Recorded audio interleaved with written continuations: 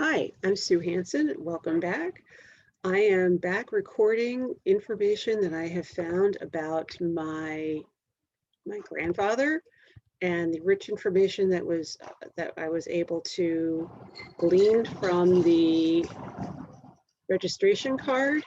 It's very important. I was able to find not only his name, full name, George Irwin Bostick, his address in Jackson Heights, Queens, 3018 89th Street in Jackson Heights, Queens, but also his occupation, which was he had an employer's name and address, which was James L. Meltzer, 1175 Manhattan Ave, Brooklyn, New York.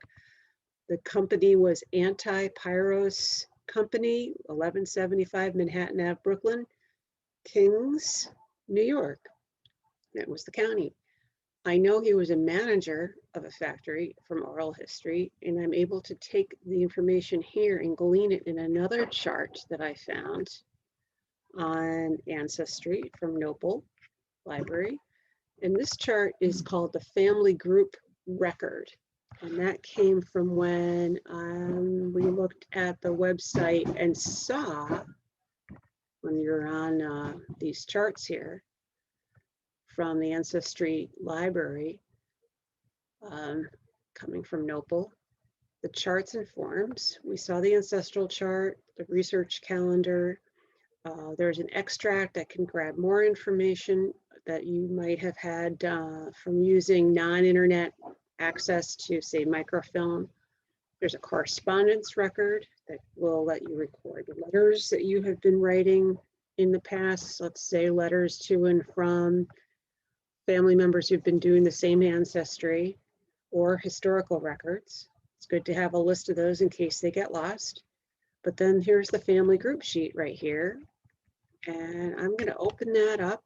What it is it's each piece of information concerning a pedigree, ancestor, and his or her own family. So I could go back and research this going even further. And I'll show you what I mean for the connected families. And what this is it is a family group record that has been prepared by me, the relationship to the preparer. I am the granddaughter, and I'm going to mention that this is about my grandfather, George Irwin, and his wife, Esther, which I've highlighted here, husband and wife, the address that I'm at, and the chart number.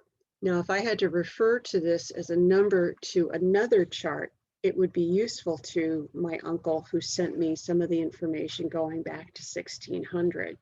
So this is a great way to use like a footnote in history.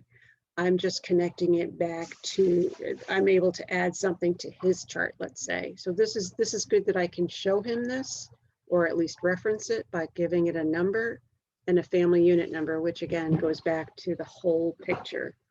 This is just one piece.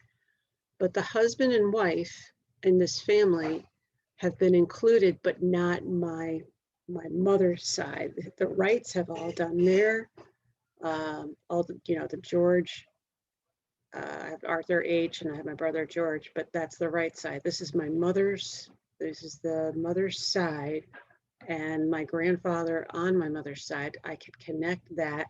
I have the information about my grandfather, which is the occupation, which is interesting. We can put down that information I had, that he was a manager in that plant in Kings County, an address, and I can refer back to this whenever I need to from other places. So this is just one other way that you can connect to other histories when you start researching other charts.